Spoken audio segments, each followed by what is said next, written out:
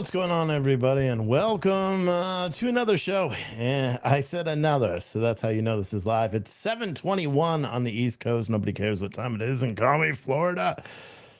What is it, May 15th? I decided that I was going to go live because you probably could see bags under my eyes. I'm awfully tired, but if I go to sleep right now, I'm going to wake up around 12 o'clock at night and I'll be screwed. So I decided that I would just chat it up, with you guys, see how the world is doing, right? Through the perspective of you all. And so I figured I'd talk about that. One of the stories that I did want to talk about real quick, just in case you didn't know, did you know that truckers are planning again to protest? This latest protest is the same as many other trucker protests that we've seen in the past. This is scheduled for this Wednesday at 9 a.m. in Indiana. I think it's Greenwood, Indiana is where they're going to protest. They want truckers to come and join with your bobtails, tractor only, and then they're going to do a slow roll, through Indianapolis. And so if you don't know what Indianapolis or the slow roll is, let me explain what that means. It's where truckers line up in a big line, or sometimes too wide, and they drive the speed limit. And they do that because, one, it's not criminal, so they can't typically get arrested unless they pull over on the side of the road and it's all the riots and everything that happened in 2021, and they do it on a Houston interstate, because when that happens, the truckers will all get cited for misdemeanor charges. However, just 2 months later, the police chief who all cited them with misdemeanor charges will take a knee on the very same highway while blocking traffic. But I mean, that's something for a whole nother day, right? But these truckers are protesting on May 17th at 9 a.m. Because, well, freight rates, of course, because again, the people that are out there driving the trucks in most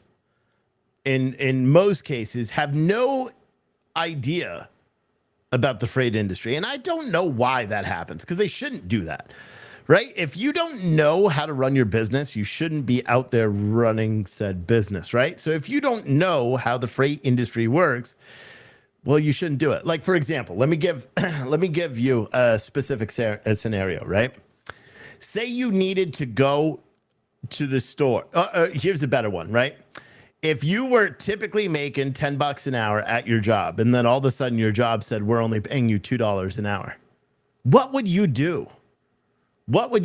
My guess is that you would take a leave of absence, right? You would go get another job. You would do something, anything else. Now, the thing about the freight industry, we're having a situation that's very similar to that, right? Because the freight rates are tanking. Some of the leading commentators, they're saying that the trucking industry is going to be horrible, right? That it's going to be worse than 2019, 2020. And, it's going to be the trucking bloodbath of 2023 is what a lot of the big, well-knowledgeable people are forecasting. They're like, oh, you thought it was bad then. Wait till you see what happens now, because it's going to be so much worse. So freight rates are really low right now. Diesel price is still high. The cost to operate a truck is still high. So what do motor carriers that own their own truck, what do they do, right? Instead of parking their truck, keeping minimum insurance so their authority goes active and going and working as a company driver or something, that would be a little bit more smart.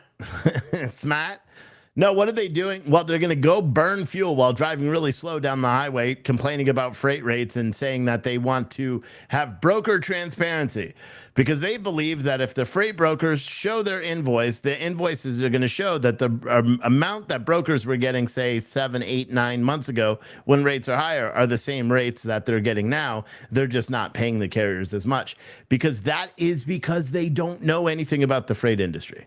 Do you know what I'm saying? That's because they don't know anything about the freight industry. And it sucks, because you should, right? I always thought freight brokers should have to have a minimum of a year behind the wheel experience, whether it's local P&D or something like that. Just trucking experience, so they understand the plight of the American trucker. I also believe truckers, if you're going to run your own business, you should be required to take a course saying, hey, this is what the trucking industry is. In its ups, you're going to make a shit ton of money. In its downs, you're going to lose your ass, right? And if you're not prepared and you don't save your money, when the rates are up, you're going to go belly up. You know what I mean? And that's likely what's going to happen to a lot of these small carriers, because a lot of these carriers don't know what is going on. So this article that's published by Overdrive Online says several groups of owner operators and small fleet owners are joining forces to organize a slow roll protest around Indianapolis on Wednesday, May 17th.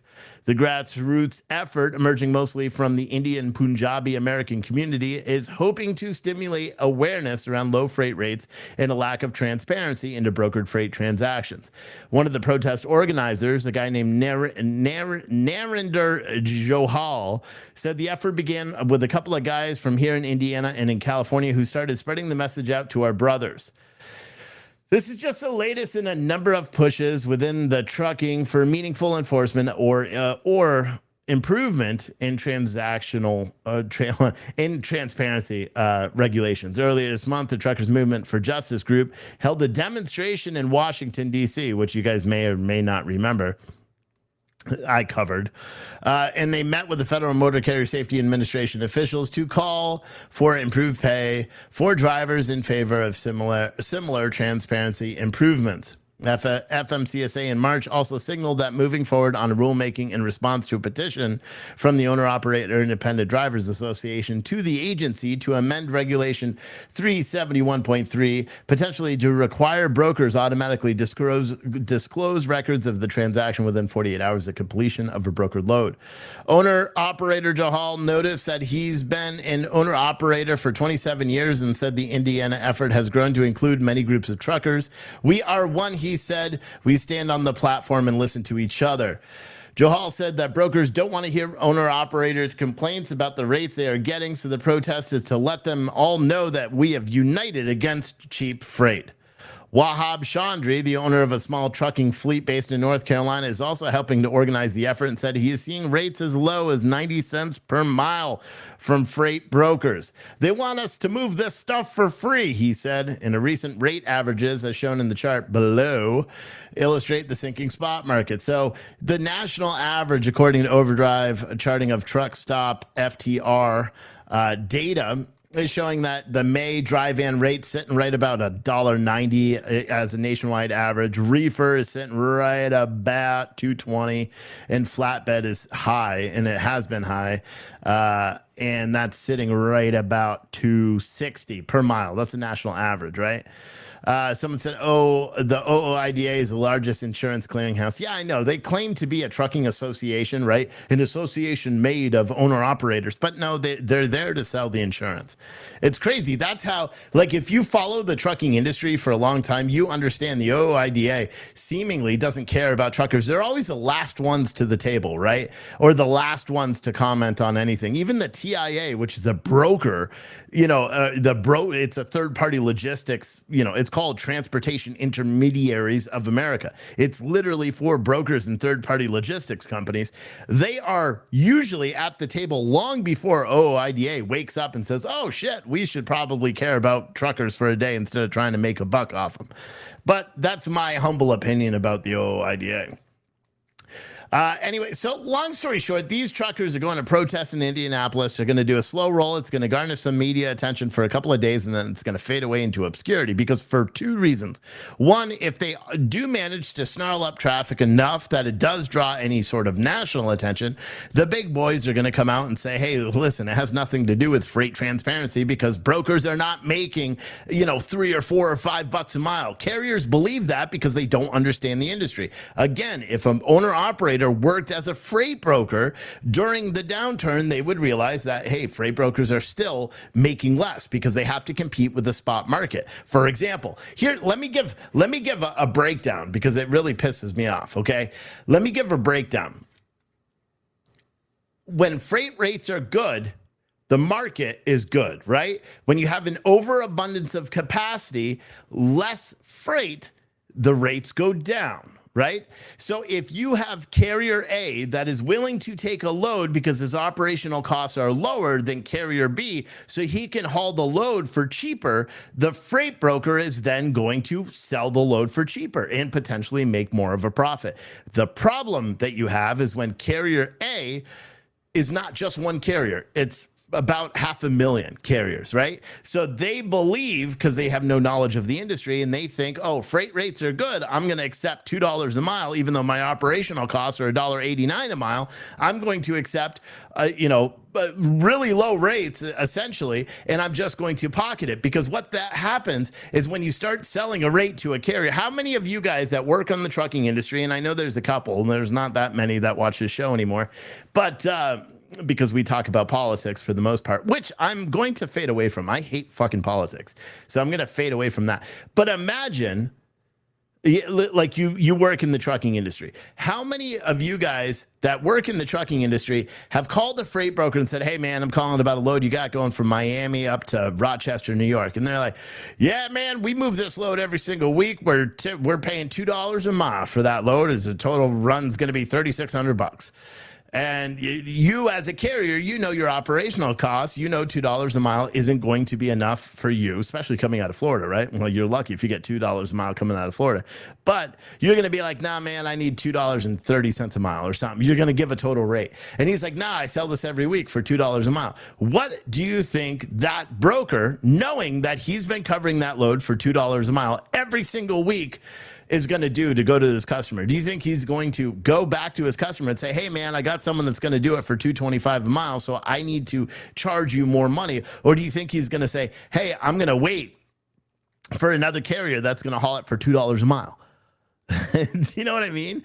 And so that's what ends up happening. Then when those rates are reported to the big, data, the freight waves and the DAT and the FTR, when all of those rates that broker has paid to the carrier, is when those rates are submitted to DAT and to FTR and to freight waves data, when all of that information is going up there, that is the information, those rates, oh, we got carriers doing this for $2 a mile on all the time. The shipper is then going to be like, hey, if carriers are pulling it for $2 a mile, I'm paying you $3 a mile. Let's lower this rate down and say I need to move this load for $1.50 a mile. And then the same thing happens. The broker then takes 50 cents less per mile. On average, brokers aren't making $1 a mile for the most part. Typically, they're making anywhere from 5 to 15% profit. So if you move a load for $1,000, there's a good chance that broker's making $150. Sometimes it could be making as high as $300 or $400, depending on whether it's an oversized load or not. You know what I mean? Or if there's specifics, but most people don't have a firm understanding of the freight broker industry. So they obviously think that freight brokers are driving around in Lamborghinis and doing all that stuff because they're, making money off the hardworking backs of American truckers, because that, again, is the way they're conditioned to believe when you have no knowledge of the actual trucking industry. Long story short, because I've been just talking about this for a while, when the freight rates go low, they're going to keep going lower. You know why? Because carriers are taking the load, right? And and this is a spot market. You guys got to understand that don't understand the industry. Imagine looking at like the Dow, right? Everyone pays attention to the stock market. Well, in freight, you have two different markets, data sets. There's way more than two, but let's just say two. You have the spot market, which is transactional. It's daily transactional. So that's me as a shipper saying, hey, I've got a load of Roku remotes that needs to go from Miami to Rochester. I need to move this right now. I need to spot quote my customer for the shipping cost and go, right? And that's what you do with one-off shipments. However, if I have 10 loads of Roku remotes per day, I'm not going to use the spot market. I want one carrier to go out and do the load. So I do what's called, I put it out for bid. I request proposals for quotes. RFQs is what they're called, or RFPs, whatever. And you request for quotes, something like that. It's been a while, but so you send those out, and then brokers or carriers will then compete for that business to try to give the lowest rate.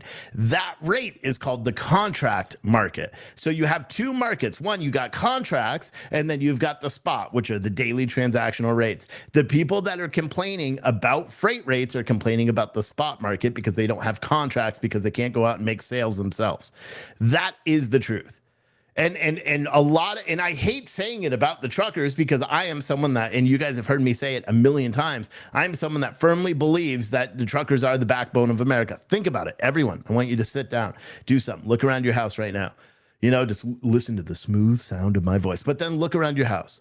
Every single thing in your house, from literally what your house is made of, to the clothes on your back, to the shampoo you use when you washed your beautiful beard, to the ring on your finger, to the computer you're using, to the chair you're sitting on, to the dogs, to every single thing at some point in its supply chain life cycle hit the back of a truck.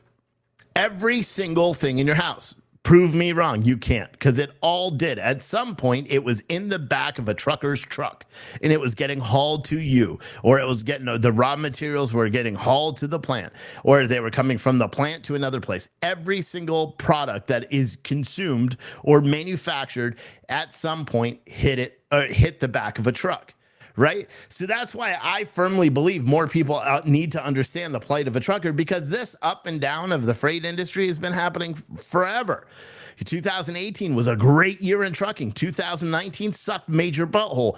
I think 538 trucking companies went under, including some huge trucking companies. Celadon shut down randomly. New England Motor Freight shut down. A lot of these big companies shut down. CHRW, who's a travel trailer carrier, randomly shut down, stranding drivers on the road.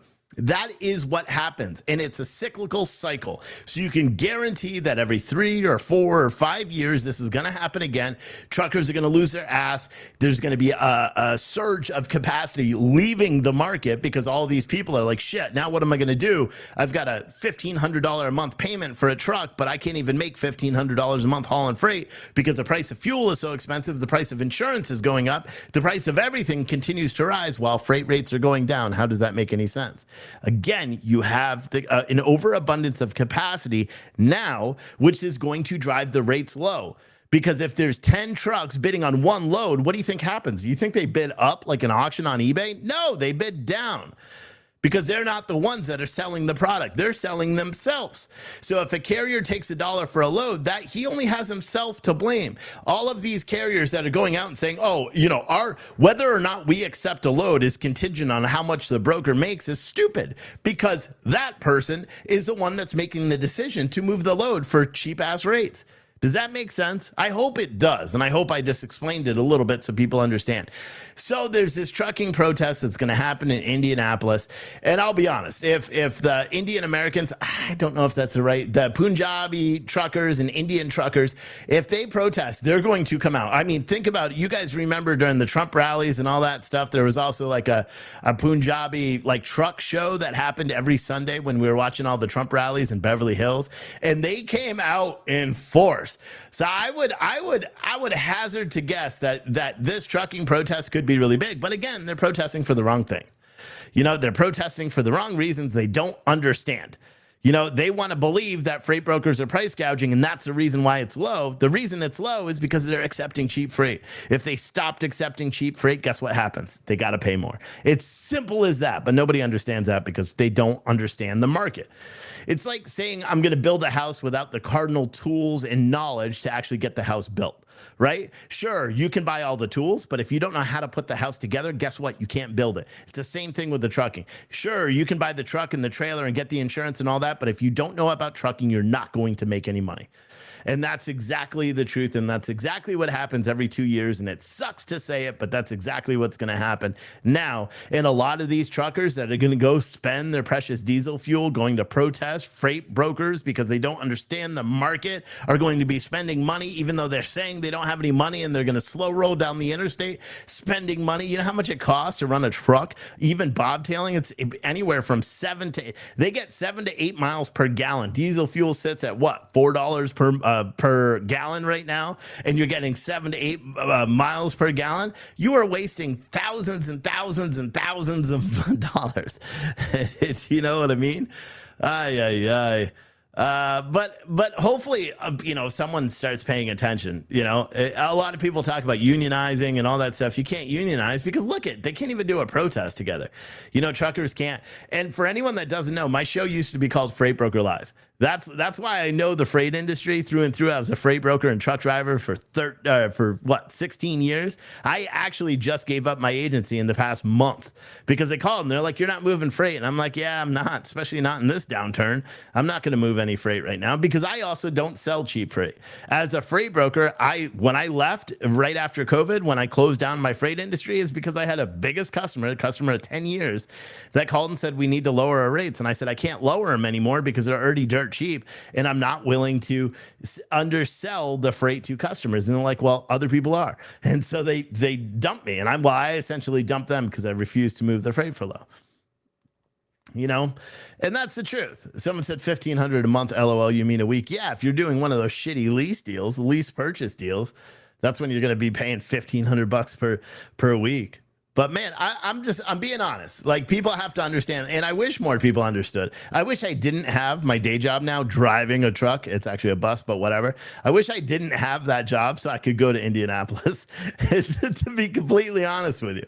But I got a commercial driver's license, and now I'm driving a bus around, and I like it. And it's actually quite fun, and it makes my days fly. You know, I get up early as fuck, which sucks. Someone said there is talk in the industry of suggesting bringing back regulation. Bad idea. Yeah. Dan Rodriguez said yours is $6,000 a month for what? Your truck payment and your car? Yeah, but see, you're in the auto hauling business. Dan, how is that business? Is that good? I don't know, but I wish people understood. Jeff said we need $1.60 a mile to break even, but I'll take $1.55 to get up to a better freight lane. That's how it's been going for decades. Yeah, I know. Steve said, or someone said, how do I think AI will impact freight brokers? Yeah, I mean, that's a good one. I was actually thinking about that. If I had a private investor right now, I would invest in a total like freight technology company. That's what I would do. I would build a freight software company that is specific to trucking companies, and it's manageable. And they already have some of these, but you can always find deficiencies in whatever program is out there for the freight industry, you know. Or if I had a lot of money, right, and if I had an investor that had a lot of money, I would probably build another load board. You have two main load boards. You've got the DAT load board and you got TruckStop, Internet TruckStop. Both of them have been around for 30 plus, 40 plus years. They hold the market. There's been other load boards that try to come into the market and they can't do it. And that's why DAT charges like $70 per seat. You know, Internet TruckStop, I think, is like $35 per seat, but they make so much freaking money. It's crazy. Someone said, I didn't mean to offend anyone with a short bus. I drive a short bus, but it's not a small short bus. It's a full size, you know, Bluebird school bus. That's small. Because I'm a special ed bus driver. You know what I mean? So and there, dude, I got told today after doing this only for a couple of days, a week, that I was this one kid who's like a troublemaker, that I'm his favorite bus driver. And he's in elementary school. And for him to say I'm his favorite bus driver when he's been riding buses for 6 years, right? Dude, it fucking, you know, I patted myself on the back. I'm like, I'm pretty fucking awesome. But so yeah, someone said, how's FreightWaves doing these days? I think they're still doing well. I follow Craig Fuller all the time. I see what they're commenting. You know, their FreightWaves is forecasting a major trucking crisis, right? And Craig Fuller's been doing this for a long time, and he's kind of, because DAT has a freight analytics side to it. You know, FreightWaves is a media organization, and they started the media organization to promote their freight, data set, and it's kind of lumped in. That's for anyone that doesn't know. In full disclosure, I used to work as a broadcaster for FreightWaves. I found that I'm better because I'm abrasive, so I work better by myself than for other people. But Freight Broker is, FreightWaves is like all the people that work there, including the people I didn't really even like. They are some of the best at what they do. You know what I mean? But again, their software is too fucking expensive. You know what I mean? They should make one for the independent owner operators. Craig, if you're listening, you should make a special promo right now for the independent owner operators that are out there. A cheap ass membership that's like $99 a fucking quarter or something, and give these guys, you know, the independent owner operators, real insight to what the freight industry is. Matter of fact, I'm tweeting that at him after. I'm tweeting that because that that could actually impact some of these guys because they'll get a better understanding of what the freight industry truly is, right? You'll understand the market a lot better if you have that data, and it has contract and spot rates on there. Plus weather, their software is fucking incredible. You could do freight quote rates and all that. Like, their software is amazing, and it's been amazing for a long time. But yeah, so someone said dog taking a nap on the couch. Gotta love it. Miss my dog. Yeah, there's two. There's two. You can't. The big one's over on the other side. They switch spots, right, Haley? Yeah, she's stupid. She's the one that's skittish. I could like throw something up in the air and she would flip out and knock everything over. But yeah, someone said, do you remember 5 years ago when Uber Freight started and was supposed to put all the brokers out of business? I still firmly believe a good freight matching software will put a lot of brokers out of business. The problem is nobody's been able to actually figure it out. Uber Freight is the same way. Amazon is the same way because they were started by people that didn't have the cardinal knowledge that you need in order. And here's the thing, you can never fully put freight brokers out of business because they are the personality. They are the person that the shippers are used to hearing. But I will go this far to say that freight brokers, a lot of the freight brokers that are out there, or a lot of the convoys and all these freight matching softwares that are out there right now, the concept is amazing. I think it's brilliant, right? Where you allow carriers to bid against themselves in order to get the cheapest rate. It's fucking smart. It's a reverse auction, right? And you see it. That's the best part. On some of these platforms, you see what the load is, right? And so you see carrier A bid $1.80 and you want that load, so because you're going there and it works out with what you're doing. So you bid $1.70, and another carrier sees that you bid $1.70. They're smart, right? And you could take the low rate. I mean, they could sell low rates. And I think DAT has a book it now feature, which is essentially the same thing. They could sell a low rate, make it book it now. And then a carrier who sees that, they're only paying $1.50, even though that lane should pay $2.50. They see it's only paying $1.50, and they know that they just got $3 a mile, head hauling out there. This to them is a backhaul. $1.50 is great, covers all expenses because they already made their money on the head haul out. Do you know what I mean? And so when you start introducing the book it now functionality, it's fucking brilliant, right? And then reverse auction style, like the freight matching is really smart. But what I would do is I would build a freight dispatching software, like a total, because here's the thing, and I've thought about this a million times, and I'll say it and someone could steal my idea, but it doesn't matter because I don't have the time nor the money, because it costs tens of thousands, but no, so who are we kidding? Hundreds of thousands of dollars to build out, a proper software. I would first build a carrier software, a carrier that's, a software that's carrier centric, right? So it's focused on the carrier. It has all the things that they would need: freight bill auditing, lane rate analysis, invoicing, driver management, truck management, asset management, all that shit fully built in, right? It integrates with all the load boards. Then I would build a broker version of it. So it's tied into the same software, right?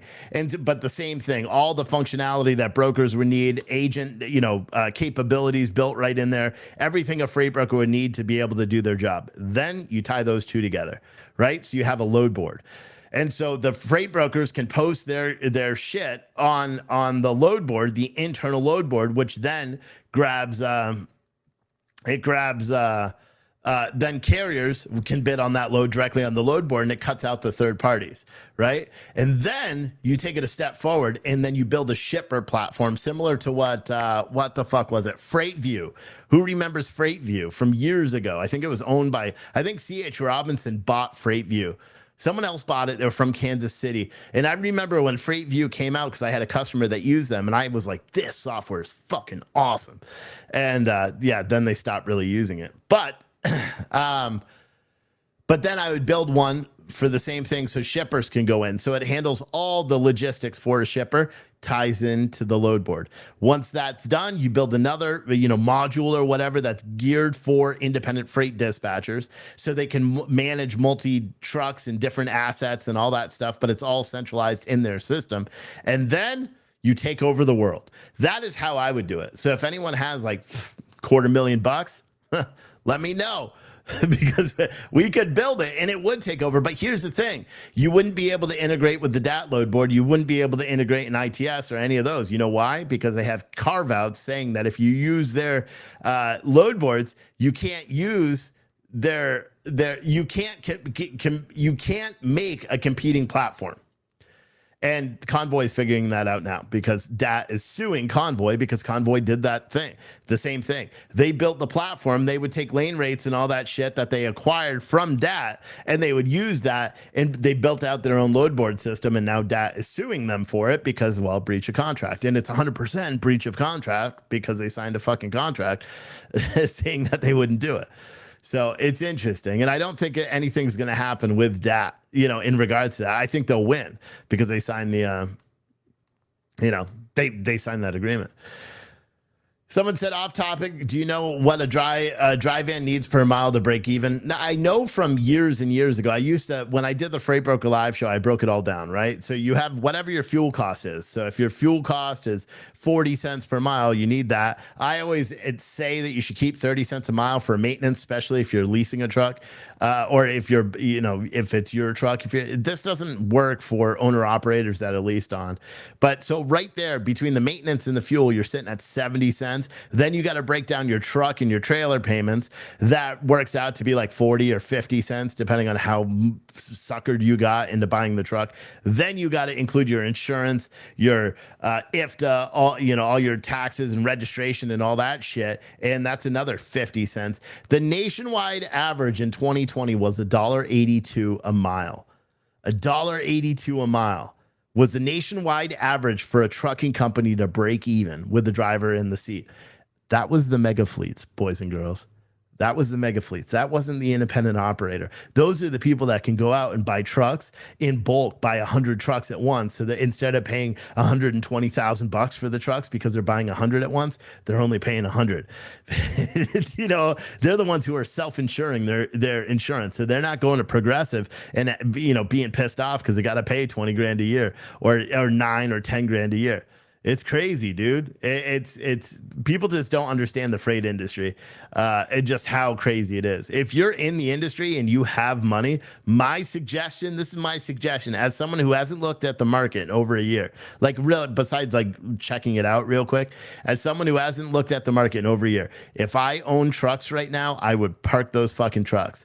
I would lay off all my drivers if they were company drivers. I would park the trucks. I would get the bare minimum insurance that I could possibly get. I'd close my radius down to 50 miles, get the cheapest fucking insurance I could possibly get, jump in the truck myself in one truck and do local P&D and shit like that, or go work for somebody else while trying to make the insurance payments, keep my authority active. So in 9 or 10 months, when the market bounces back, you already have your trucks and everything's good. Because otherwise, you're going to lose all your fucking money. And that's the truth. That's what I would do if you had trucks right now. I wouldn't be running trucks if you're not making. If you are running at a loss, why are you doing it? You'd be at less of a loss by parking your truck. You know what I mean? If you're running at a loss and you're losing 30, 40 cents per mile running your truck, just park your fucking truck. Park your truck. Go get a job driving for somebody else. CDL drivers are still a fucking dime a dozen. Or no, the opposite. They're a dozen in... they're a nickel while you're looking for a dime. You know what I mean? Something like, I don't know, bad analogy, but you know what I mean? I have a new Class B CDL. I applied, and I'm not even joking, for the summer, right? So I applied for about 10 jobs with a brand new, fresh Class B CDL. Granted, I have 15 years driving truck experience. Brand new Class B CDL. I got callbacks from every single one of those companies. I went and interviewed for one. They're like, yeah, we'll hire you right now. You want the job? I'm like, my CDL, I haven't even got it yet. They're like, who cares? When could you start? Like, they don't even care. I had another one today who I'm like, man, I can only work for the summer because I'm going back to school. I'm doing all this stuff. I have a bus route that I'm doing next year. He's like, no problem. When can you start? You could. I'm like, can I get a new truck? He's like, shit, we'll buy you a truck. Like, they need drivers so bad. So you can get a good job. I mean, I was offered $25 an hour driving a truck with a fresh CDL, which is crazy. I don't know why more people aren't going out and getting their CDL through getting hired for a school, going out, getting your CDL paid for by the school. In fact, not my CDL was paid for and I'm being paid to do it. And then bounce and go somewhere else where you get more money. Cause I don't make anywhere close to $25 an hour as a bus driver. I'm doing it because I actually found out I really like it. You know, like I said, I drive a special ed bus. I drive for 2 hours in the morning, 2 hours in the afternoon. I'm able to do everything else I need to throughout the course of the day, and my days fly. You know, so I thoroughly enjoy it, to be honest. But Tammy Young said, if owner operators did that, though, we would lose our market share. No, you wouldn't. If owner operators went off, you know, started parking their trucks in mass, freight rates would come up. That's what would happen. But the problem is you're not going to be able to get all of that, you know? Optimus Prime said, Steve, don't look now, but we know what you're passionate about. What are you talking about? Trucking, the freight industry? Yeah, I don't know. I thought about just like shit canning the whole thing. I know so many people in the freight industry. I could easily make one of the best shows on social media just about freight again. I know so many people, you know, about that industry. If that's what you're talking, or if you're talking about running the special ed route and just being happy in general, I can't say that because people watch this show that work for the school district, but there's only one thing that I don't like about, well, there's two things. One, they said I was getting a contract. They fucking lied. I'm not getting it until July. So that means my full-time benefits don't start until July, which pisses me off because they lied to me. But the second thing is you can't choose who you work with. And anyone that understands law as it, you know, involves special education, there's someone else on the bus with you. And if you don't get, if you can't, people piss me off if you guys haven't been able to tell. But yeah, so that's the only part that sucks. Someone said, but owner ops can't stick together. Too many from Cali. Yeah, I know. But yeah, that's it. Someone said, wow, when I got into trucking, you had to have a year of driving before someone other than a training company would touch you. Yeah, I mean, it is the same for over the road side.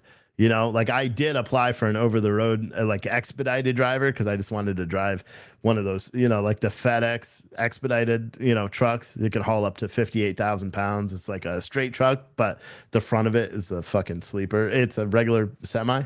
So I tried to get one of those jobs, but they're like, for one, I told them I wouldn't ride with anybody else because I fucking hate people. And so I'm like, I can't be stuck in a truck with another human being for, you know, forever. Couldn't do that. And secondly, they wouldn't hire me with a fresh CDL, and that was one I wanted, right? And they're like, well, we'll think about it, but I haven't heard back, so I'm assuming they're saying no. But yeah. What else? Someone said, Steve, trucking, but the small bus is great too. Yeah, do it, Steve. Do it with the coffee. You know, us truckers need our coffee. Yeah, that's true. You know what I could do for the truckers? You know what right? What is this? What is this? Is this a 16-ounce beer can filled with coffee with a full pull-off top? Yeah, perfect size to put in your, you know, little cabinets in your truck. Coming soon. I was joking with Adam, and I said, dude, this is such a great fucking idea, right? It's such a great idea. I was like, I should... I should make a hipster coffee, like a fucking liberal coffee, because you know damn well, like, I can't do it, but you know damn well that if I labeled this like fucking, what's a liberal thing, like, ooh, tree hugging fucking blend or something like that, it would sell off. It would sell out like crazy, and you guys all know it. But I'm not like I can't go against who I am. But yeah. But the problem is when I started doing these and I realized that one, I all the labels that I had for this one, this is just a demo can. But when I sealed it and all that, when I put the coffee in, I realized that I can't fit 8 ounces of coffee in it. It's only 6 ounces of coffee, which is a big fucking issue because all my labels say 8 ounces. So now I'm fucking fucked and I'm out hundreds of dollars, but whatever. I'm going to essentially use these. So instead of us doing $15 bags of coffee, we'll likely sell these 6-ounce cans for like $5. Or I may do like 5 ounces because our French roast won't fit in this, because the French roast is it's more voluminous. I can't say that word, but you know what I mean. Someone said, do I have vests in the store? No. Someone said you got to get those cans in vending machines. Yeah. The cans would be perfect on fishing vessels. Yeah. Yeah, so we'll have them. I have all the capabilities. I'll just be honest with you. I don't have the money to buy new labels because I know they would sell off like fucking crazy. Plus, here's the thing: a coffee bag is good for like a month, right? You can noticeably taste the difference of an unopened coffee. Like for example, say I grind the coffee today. A month from now, it's going to taste different than if you brewed it right now. This 6 months, 6 months. So, and it could get even longer. And I'll be honest, like I've gotten kind of hipster lately. This morning I made a cold brew coffee, but it was cold brew. I put Hershey's chocolate, one teaspoon of sugar, a little bit of milk, ice, blended that shit up, and I was like, you guys, anyone that was on Facebook or on the coffee page or my Twitter, you saw it. Because I'll tell you what, because I chugged it too, and then went to drive my bus route in the afternoon. I finished my bus route in record time. I was like, rah, rah, rah. Like I was singing SpongeBob with the kids and everything. Like I'm not even joking. It was fun.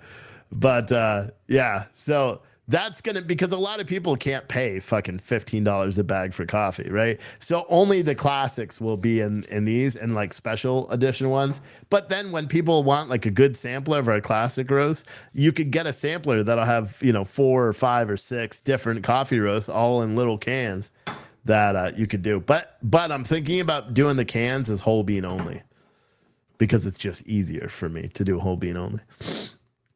How many of you guys would be interested in the coffee cans? They would be $5 each. How many of you guys would be interested in purchasing them? I'm not doing pre-sales anymore. So, but if you're interested, press 1 in the chat and let me know. Someone said you could do beer bottles too. I know. The problem is because right now out of the store, I can do like cold brew in a can. I could make that.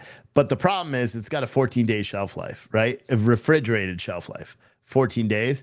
So I could do it in the physical store and have people come up and then it would be great. However, you know, I'm not there all the time. So, but yeah.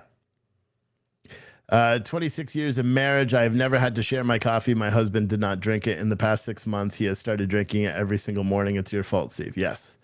Michael Gillette said, is your coffee store open? As of right now, no, because I work in the morning and nobody wants a fucking job. So I'm not using it right now. It's fucking silly. I thought about doing it on the weekends, just Saturday and Sunday, but it's also a horrible location, you know, but it is what it is. So as long as the coffee store online keeps doing okay and we keep, you know, at least paying the bills every month, it's good. By the way, if any of you guys want to join our prepaid 6-month coffee plan, you could do so. Here's a hidden link. You cannot get to it from the website. You got to do this link right there. That's in your chat. You can do so. It's $244.65. You get 3 bags of coffee, and you could choose from any one of our 40 plus different roasts now. Some ship from us, some ship from our roaster in California or our new roaster in Chicago.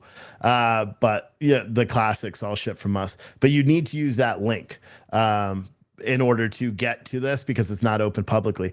If you were on our 6-month plan already, you probably got an email today with a gift certificate. I know 2 of you used it today, but that gift certificate is for $244. Even though you may have gotten coffee already, I fucked up with the old software. It's my fuck up, not yours. So you could start a new a new 6-month plan using that gift certificate. You'll get 6 months of coffee, and it's amazing. Drewski said, are you still using the Temecula? Yeah, we are. That's one of our roasters. So I'll tell you who our roasters are because I don't give a fuck, right? Old Chicago Coffee Company, Temecula Coffee Roasters, and Gillies Coffee. All the classics are from Gillies Coffee. And then you guys can, like, if you're really advantageous, you can go and look and figure out we're not making fucking, a shit ton of money. And the best part about this is I know who everybody else is using because I've already not tried. Like, for example, Timcast, he's using a company out of New York, right? I already know what their coffee is. It's fucking not good, in my opinion, right? And I'm not going to say who the coffee is, but yeah, that's it. Can Fiend, yeah. Someone said, no way, Steve, don't try to get rich off us. Yeah. Someone said, I haven't drank the coffee since the last time I touched a K Whopper steering wheel in the 8 years ago. Oh, okay. I don't even know what the fuck you're talking about.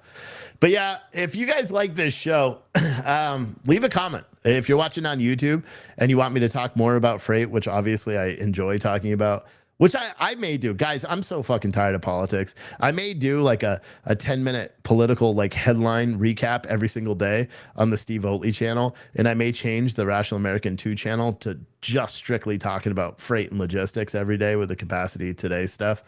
Because dude, it's so hard for me to talk about politics now. It really is. It sucks. What am I gonna do? Mass shootings, border, CRT, fucking trans, this. I don't care about it anymore. You know, I don't care about it anymore. I just want to work. I just want to go to school. I just want to be with my family. I want to sell fucking massive coffee all the time. And I want to figure out how to, you know, now with this new software that I'm using for the memberships, it's good. Like our Patriotic SF ammo can bundles, you can now build your entire bundle, choosing your shirts, your hat, your mug, what size ammo can you want, all that stuff. You can do that live. It's on our website now. But again, if you want to sign up for our 6-month prepaid coffee bundle right to your door, you can use that link that's in your chat if you're watching, unless you're on Rumble. I didn't put it on Rumble here. Here, let me put it on Rumble real quick. If you want, here's the link. Right there on Rumble. Yeah, so if you want that, you know, it helps me, guys. Like if 3 of you do that, it makes it so I could do 3 or 4 or 5 more shows this week. I'm being honest with you, you know, because I don't want to be like, oh, go to our link tree and send cash. You know, I'd rather you buy a bag of coffee or something, but I need to figure out a way that I continue selling coffee while I make enough to keep talking about stuff. Someone said Indy had a quadruple shooting. Yeah.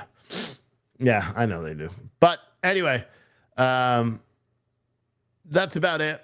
So stay tuned, man. After I talked about politics earlier today, I was like, fuck, I really don't want to do it anymore. But I know that people need to know what's going on. So I could do a 10-minute like recorded news show, kind of like I did the morning rant from the car, put that out there, and then just be hyper focused on the logistics industry. Because again, I think I could bring awareness. You know, I mean, there's people that are watching right now that have never thought about trucking. And they may think about it just a little bit different today because I talked about it for fucking an hour. Hopefully, if not, I don't know what to tell you. But now what I would like to tell everyone, I want to see, there's only 3 people on the website right now for coffee. So I have 227 people watching on social media plus another 30 or 40 on Rumble. I need everybody right now to go and join our 6-month coffee club plan. Even if you don't like coffee, fucking donate it.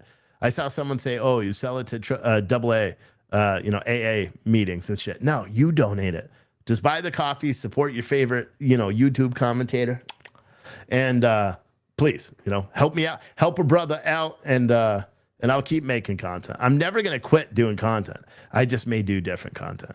And I like talking about trucking and doing that and social things and stuff like that. So that's what I want to try to do. Again, right here is the link. See all of you guys tomorrow. All right. Bye-bye.